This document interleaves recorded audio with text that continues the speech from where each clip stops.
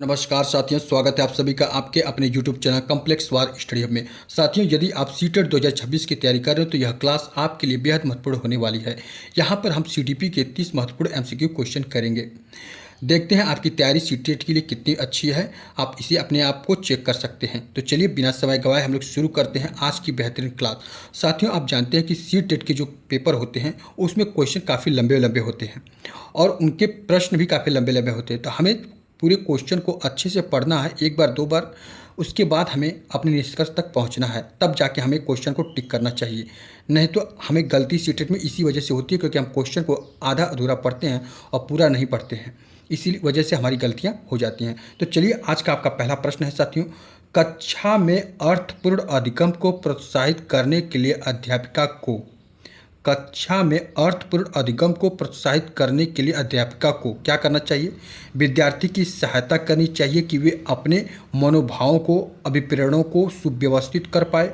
विद्यार्थियों को उनके प्रदर्शन के आधार पर वर्गीकृत और नामांकित करके उनके योग्य आधारित समूह करने चाहिए, या फिर विद्यार्थियों में संवाद परिचर्चा को प्रोत्साहित करना चाहिए जिससे वे बहुपरिक्षेप करने में सशक्त हों, या फिर कक्षा में विविधता की उपेक्षा करके शिक्षण की मानक विधि को अपनाना चाहिए। तो साथियों देखिए, आप चौथा कह रहे हैं मानक, जहाँ पर मानक विधि या विविधता की बात कर दें तो ये ऐसे ही गलत हो गया। और सेकंड में देखिए, सेकंड में कह रहा है कि उनके प्रदर्शन नामांकित की बात कर दिया, इस वजह से ये भी गलत हो गया। तो यानी इसका सही ऑप्शन का ऑप्शन नंबर सी, पहला और क्या तीसरा सही है। ठीक, नेक्स्ट क्वेश्चन है, प्रतिकूल परिस्थितियों और वंचित पृष्ठभूमि वाले अधिगमकर्ताओं को संबोधित करने के लिए निम्नलिखित में से कौन सी पद्धति प्रभावशाली नहीं है? देखिए यहीं पे आपको ध्यान देना है, लास्ट में नहीं लिखा रहता है और बच्चे क्या होते हैं कि नहीं को नहीं पढ़ते हैं और छोड़ देते हैं और वो अपना सही उत्तर को गलत मार के चले आते हैं। तो यहाँ पे हमें नहीं में जवाब देना है। विद्यार्थी को संतुलित चुनौतीपूर्ण लक्ष्यों के लिए अभिप्रेरित करना और उपयुक्त शिक्षण सहायता उपलब्ध कराना, ये बिल्कुल सही बात है। कार्यकलापों के लिए सहयोगी समूह बनाना और विद्यार्थियों को एक दूसरे का समर्थन करने के लिए प्रोत्साहित करना, ये भी अच्छी बात है। अधिगमकर्ताओं से बातचीत करके उनकी आवश्यकताओं और उनके सम्मुख आई चुनौतियों को समझाना, ये भी अच्छी बात है। अधिगमकर्ताओं को विद्यालय के बाहर ट्यूशन पढ़ने के लिए कहना, ये एक गलत बात है। जहाँ ट्यूशन बाहर की बात कर दे ये गलत हो गया, जिससे कि अध्यापक को उन पर अधिक ध्यान न देना पड़े। तो आपका इसका कौन सा आंसर सही होगा? ऑप्शन नंबर डी, क्योंकि इसमें ट्यूशन पढ़ने की बात कर रहा है, यही आपका गलत बात है। नेक्स्ट क्वेश्चन है साथियों, बच्चों के अधिगम में शारीरिक स्वास्थ्य और सांवेगिक अवस्था डैश डैश का कोई आपसी संबंध नहीं है, कि भूमिका नगण्य है, का कोई प्रभाव नहीं होता, कि एक महत्वपूर्ण भूमिका होती है? तो इसका सही ऑप्शन ऑप्शन नंबर डी, कि एक महत्वपूर्ण इनकी भूमिका होती है। नेक्स्ट क्वेश्चन, कक्षा में प्रभावशाली अधिगम के लिए, देखिए प्रभावशाली अधिगम के लिए डैश डैश वातावरण की रचना करनी चाहिए बजाय डैश डैश वातावरण के। आपके ऑप्शन है भयावह, देखिए भयावह दे दिया, ये काट दीजिए। ठीक, प्रतिस्पर्धा की बात कर दिया, ये भी काट दीजिए। प्रतिस्पर्धा सुसाध्यक प्रतिस्पर्धी, यहाँ पे ये सुसाध्यक लिखा है, ये भी कट गया। ठीक, अब यहाँ पे आपका सहयोगिक होना चाहिए। कैसा होना चाहिए? सहयोगिक। कक्षा में प्रभावशाली अधिगम के लिए सहयोगी वातावरण की रचना करनी चाहिए बजाय किसके? प्रतिस्पर्धी के, मतलब प्रतिस्पर्धा नहीं करनी है। ठीक है, उसके हमें सहयोगात्मक आपका वातावरण उत्पन्न करना चाहिए। तो ऑप्शन नंबर सी इसका करेक्ट हो जाएगा। नेक्स्ट क्वेश्चन, निम्नलिखित में से कौन सा उदाहरण विद्यार्थियों को अधिगम के लिए अभिप्रेरित करने के लिए प्रभावशाली पद्धति है? वे कार्य देना जो बहुत सरल हो, ये गलत बात हो गया। सरल कार्य नहीं, उन्हें क्रिएटिविटी वाला देना चाहिए जिसमें बच्चे सोचे अधिक से अधिक। प्रतियोगिताओं के लिए बहुत से अवसर उत्पन्न कराना, पाठ उपलब्ध कराना, विशेषकर जब विद्यार्थी कोई नया कौशल सीख रहा हो। सीखने से ज़्यादा कार्य पूर्ण करने पर बल देना चाहिए, ये बल की बात कर दे, ये भी गलत। यानी ऑप्शन बी और सी में हमें कौन सा बेस्ट है ये चूज करना है, क्योंकि सीटेट का यही क्वालिटी है कि इसमें दो क्वेश्चन आपको हमेशा डाउट कराएगा और दोनों में जो सबसे बेस्ट होगा उसी को टिक करना है। तो इसका सही ऑप्शन का ऑप्शन नंबर सी, क्योंकि पाठ उपलब्ध कराना विशेषकर जब विद्यार्थी कोई नया कौशल सीख रहा हो तो उसे हल्का सा सहयोग दे देंगे तो क्या कर जाएगा, और भी अच्छा कर जाएगा। नेक्स्ट क्वेश्चन साथियों, बच्चों के चिंतन के विषय में निम्नलिखित में से कौन सा कथन सही नहीं है? कौन सा कथन सही नहीं है यह आपको बताना है। बच्चे अपने आसपास की विविध घटनाओं के बारे में सक्रियतापूर्वक सोचते हैं और उनसे अन्वेषण यानी छानबीन की लालसा होती है। सही बात है। बच्चे अपने आसपास की वस्तुओं को जानने के लिए जन्मजात जिज्ञासु होते हैं, ये भी बात बिल्कुल सही है। बच्चे अपने आसपास की विविध घटनाओं के बारे में स्वयं अपने सिद्धांतों की रचना करते हैं, ये भी बात सही है। बच्चे प्रत्ययों को स्वयं नहीं सोच सकते, अध्यापक की मूल भूमिका उन्हें जानकारी उपलब्ध कराना, यही गलत है। ऑप्शन नंबर डी, क्योंकि इस क्वेश्चन में आपसे पूछा है कि कौन नहीं है। नेक्स्ट क्वेश्चन, अधिगम एक डैश डैश और डैश डैश प्रक्रिया है। मतलब अधिगम कैसा है, तो अधिगम एक जटिल और सक्रिय प्रक्रिया है। कैसी है? जटिल और सक्रिय प्रक्रिया है। ऑप्शन नंबर इसका सी करेक्ट है। नेक्स्ट क्वेश्चन, अपनी कक्षा में अर्थपूर्ण अधिगम को सुसाध्य करने के लिए, अपनी कक्षा में अर्थपूर्ण अधिगम को सुसाध्य बनाने के लिए अध्यापिका को अपनी कक्षा में सामाजिक, सांस्कृतिक, धार्मिक, भाषाई विविधता को डैश डैश चाहिए, समझना चाहिए, अनदेखा करना चाहिए, टालना चाहिए, अपेक्षित करना चाहिए। देखिए जहाँ पे सीटेट में अनदेखा की बात कर दे, टालना की बात कर दे, अनपेक्षा की बात कर दे तो वो गलत हो जाएगा। सीधे यहाँ पे समझना की बात करेगा, तो समझना क्या है? सही है। क्योंकि सीटेट में जब भी आप सीटेट का पेपर देने चाहिए, इसमें बाल केंद्रित यानी बच्चे को सेंटर में रख के अगर आप क्वेश्चन करते हैं तो आपके मोस्टली क्वेश्चन क्या हो जाएंगे? करेक्ट हो जाएंगे।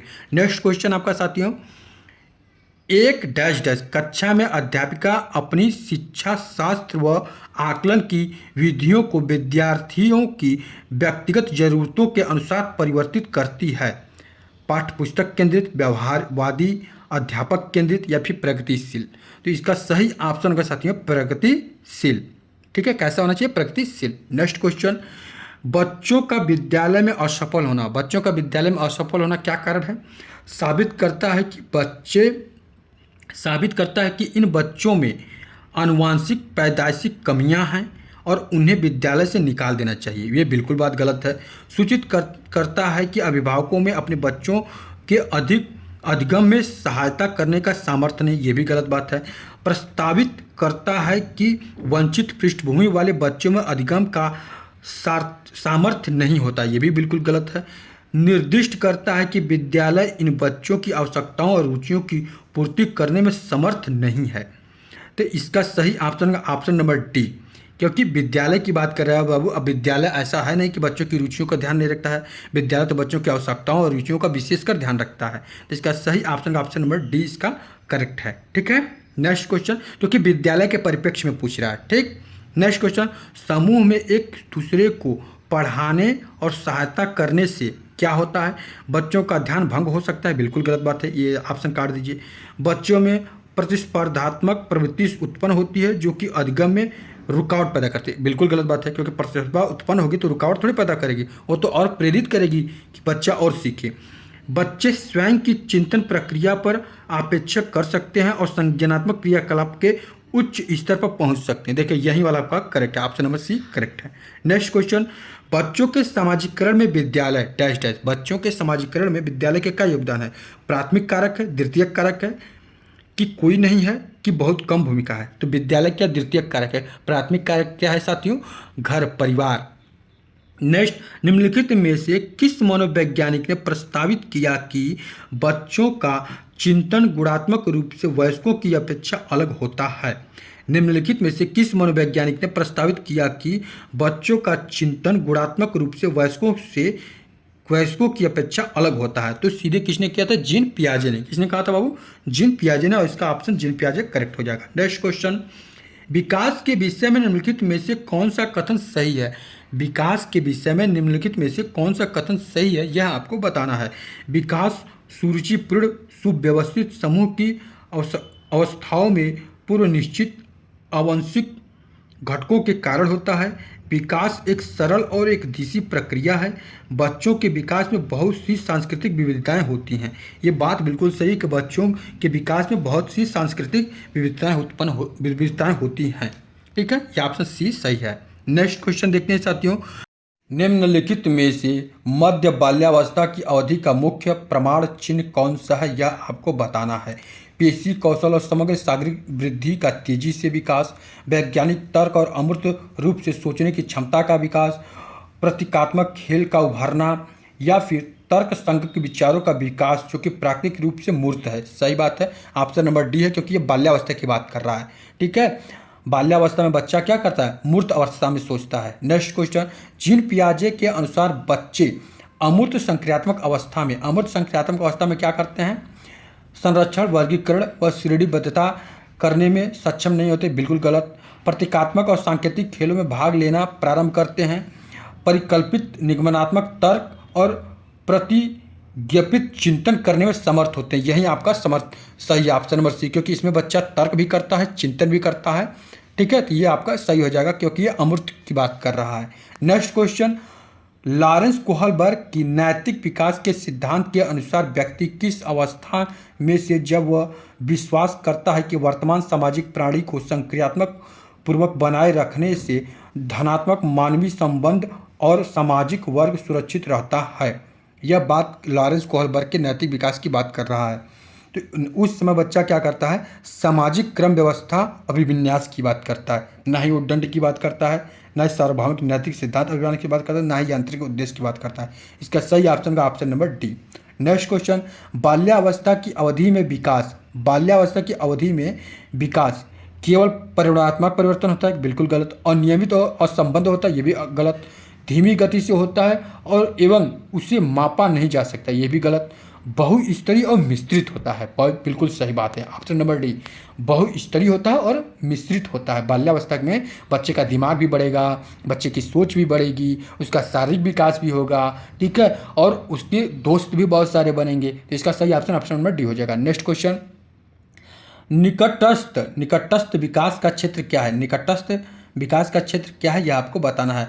वह प्रक्रिया जिसमें शुरू में विभिन्न समझ वाले दो व्यक्ति समान समझ पर पहुंचते हैं। वह प्रक्रिया जिसमें बच्चे समाज के वयस्क सदस्यों द्वारा निर्धारित विधि से कार्य करते हैं, या फिर बच्चों के वर्तमान स्तर पर स्वतंत्र प्रदर्शन और वयस्क व अधिक कौशल वाले समकक्षियों की सहायता से बच्चे द्वारा उपार्जित किए जाने वाले प्रदर्शन के मध्य का क्षेत्र है। बिल्कुल सही बात है, ऑप्शन नंबर इसका सही सी करेक्ट है। नेक्स्ट क्वेश्चन, एक प्रगतिशील कक्षा में शिक्षण अधिगम प्रक्रिया के दौरान अध्ययनकर्ताओं का मूल्यांकन क्या है, यह आपको बताना है। अभिभावकों को प्रतिपुष्टि देने के प्रयोजन से बेहद सफल, कम सफल व असफल विद्यार्थियों को पहचानने में सहायक होता है, बिल्कुल गलत। बेहद महत्वपूर्ण है क्योंकि यह बच्चों की समझ की जानकारी देता है और अध्यापकों को अपने शिक्षा शास्त्र पर विचारने में सहायक होता है, यही आपका करेक्ट है। क्योंकि साथियों, प्रगतिशील कक्षा चाइल्ड सेंटर्ड होती है। जो शिक्षक होता है बच्चे मतलब अपनी बच्चों की कमियों को जान जाएगा कि बच्चा समझ रहा है नहीं समझ रहा है, और इस वजह से अपनी शिक्षा में भी परिवर्तन करके बच्चों की सहायता करेगा। नेक्स्ट क्वेश्चन, हार्वर्ड गार्डनर ने बहुबुद्धि सिद्धांत के अनुसार निम्नलिखित में से कौन सा जड़ा बुद्धि के प्रकार और अंत स्थिति अनुपालन संभावना के अनुसार सही है, यह आपको बताना है। तो भाषायिक मूर्तिकला, बिल्कुल गलत। शारीरिक गति संवेदना खिलाड़ी, बिल्कुल सही, मतलब शारीरिक गति रहेगी तो खिलाड़ी ही बनेगा ना, बिल्कुल सही बात है। नेक्स्ट इसका बी होगा। नेक्स्ट, लेवाइगस्की के अनुसार बच्चे का संज्ञानात्मक विकास चरणों में होता है। स्कीमा के परिपवन से बच्चों में संज्ञानात्मक विकास अग्रसर होता है। बच्चों के संज्ञानात्मक विकास में भाषा की एक महत्वपूर्ण भूमिका होती है। देखिए, ये बिल्कुल सही बात है, क्योंकि साथियों लेवाइगस्की जी कहते हैं कि बच्चों में भाषा का विकास जो है सामाजिक अंतःक्रिया के फलस्वरूप ही विकसित होता है। नेक्स्ट, बाल केंद्रित कक्षा वह है। देखिए, बाल केंद्रित कक्षा क्या है, इसमें बच्चे शिक्षा कैसी हो, लचीली हो। ठीक है, बच्चा अपने व्यक्तिगत आवश्यकताओं को पूरा कर सके, वही कक्षा क्या कहलाएगी, बाल केंद्रित कक्षा कहलाएगी। इसका सही ऑप्शन नंबर बी। देखिए, अध्यापक लचीला है और प्रत्येक बच्चे की व्यक्तिगत आवश्यकताओं को पूरा करता है। नेक्स्ट क्वेश्चन, किस मनोवैज्ञानिक के अनुसार बच्चों के संज्ञानात्मक विकास में सांस्कृतिक उपकरण एक महत्वपूर्ण भूमिका निभाते हैं। जब सांस्कृतिक की बात करें, लेवाइगस्की। नेक्स्ट क्वेश्चन, कक्षा में सभी लिंगों में जेंडर रूढ़िवादिता कम करने और विकास के विस्तार की संभावना को बढ़ाने के लिए प्रभावशाली पद्धति कौन सी है। यहाँ पे जेंडर रूढ़िवादिता को हमको कम करना है, तो एक ही लिंग की योग्यता समूह बनाना, बिल्कुल गलत बात है। क्रियाकलाप के लिए मिश्रित लिंग समूह बनाना और विचार विमर्श को प्रोत्साहित करना, यही आपका करेक्ट है। हमें आगे बढ़ने की जरूरत नहीं है, क्योंकि हमें सबको एक समान देखना है ना। ठीक, ऑप्शन नंबर इसका बी करेक्ट है। नेक्स्ट क्वेश्चन, अध्यापकों को कक्षा में बहुभाषिता को डैश डैश समझना चाहिए। एक गुण और साधन को, किसको समझना चाहिए? एक गुण और साधन को, न कि समस्या को, न ही मुद्दा को, न ही रुकावट को। इन्हें काट देना। ऑप्शन नंबर सी इसका करेक्ट है। नेक्स्ट क्वेश्चन, प्रतिभाशाली और सृजनात्मक बच्चों की आवश्यकताओं को किस प्रकार संबोधित किया जा सकता है? प्रतिभाशाली और सृजनात्मक बच्चों की आवश्यकताओं को किस प्रकार संबोधित किया जा सकता है, यह आपको बताना है। ऑप्शन है आपके, प्रश्न हल करने के लिए विशिष्ट निर्देश उपलब्ध कराकर, रटने पर आधारित परीक्षा देकर, बिल्कुल गलत, आपका पहला भी गलत, चुनौतीपूर्ण कार्य और निरसता दूर करने के लिए क्रियाकलाप देकर, हाँ बिल्कुल सही बात है, उनको चुनौतीपूर्ण कार्य दीजिए और निरसता को दूर करिए। यही एक अच्छा कौशल है। प्रतिभाशाली और सृजनात्मक बच्चों की आवश्यकताओं को किस प्रकार संबोधित किया जा सकता है, तो इसका ऑप्शन सी सही है। पठन वैकल्य बच्चों की पहचान किस प्रकार की जा सकती है? उनके पढ़ने और लिखने की कौशलता के विश्लेषण से, बिल्कुल सही बात है। उनकी जटिल व उच्च स्तरीय समस्याओं को हल करने की क्षमता का आकलन करके, नहीं। उनके सामाजिक और सांस्कृतिक संदर्भ को जानकर, बिल्कुल नहीं। पूर्ण शारीरिक स्वास्थ्य परीक्षण द्वारा, नहीं। पठन वैकल्य हमको जानना है ना, तो उसके लिए हमें पढ़ने और लिखने के कौशल पर ही तो हम विशेष ध्यान देंगे। ऑप्शन नंबर एक करेक्ट है। नेक्स्ट क्वेश्चन, आंशिक दृष्टि वाले विद्यार्थियों के लिए निम्नलिखित में से कौन सी अधिगम सामग्री उपयुक्त नहीं है, यह आपको बताना है। कौन सी अधिगम सामग्री उपयुक्त नहीं है, यह आपको बताना है। कौन सी? आंशिक दृष्टि वाले बालकों के लिए बोलती पुस्तक। देखिए, बोलती पुस्तक रहेगी तो उनको फायदा करेगा ना, क्योंकि वो उनकी दृष्टि नहीं है, वो सुन सकते हैं। छोटी मुद्रण वाली कार्यशीट, बिल्कुल नहीं। बड़े आकार में मुद्रित पुस्तकें, बिल्कुल सही बात है। त्रिमी नक्शे और चार्ट, ये भी सही बात है, लेकिन इनको बी ऑप्शन इनका करेक्ट मतलब करेक्ट हो जाएगा। नेक्स्ट क्वेश्चन, समावेशी शिक्षा के पीछे अंतर्निहित विचार। समावेशी शिक्षा के नीचे मतलब समावेशी शिक्षा किसे कहते हैं? जिसमें कि सभी प्रकार के बच्चे हों, ठीक है, और सबकी विविधताओं, भाषाओं, संस्कृति का ध्यान रखा जाता हो, तो ये कैसी कक्षा कहलाएगी? समावेशी शिक्षा कहलाएगी, ठीक है। तो इसका सही ऑप्शन है ऑप्शन नंबर बी, दार्शनिकता की सभी बच्चों को नियमित विद्यालय में समान शिक्षा पाने का अधिकार हो, वहीं क्या कहलाती है? समावेशी शिक्षा कहलाती है। तो आपकी तैयारी कैसी है? आपने कितना स्कोर किया, यह हमें कमेंट में ज़रूर बताएं। तो चलिए हम नेक्स्ट वीडियो मिलते हैं एक नए मॉडल पेपर के साथ। तब तक के लिए साथियों, आप सभी को राधे राधे, जय श्री कृष्णा।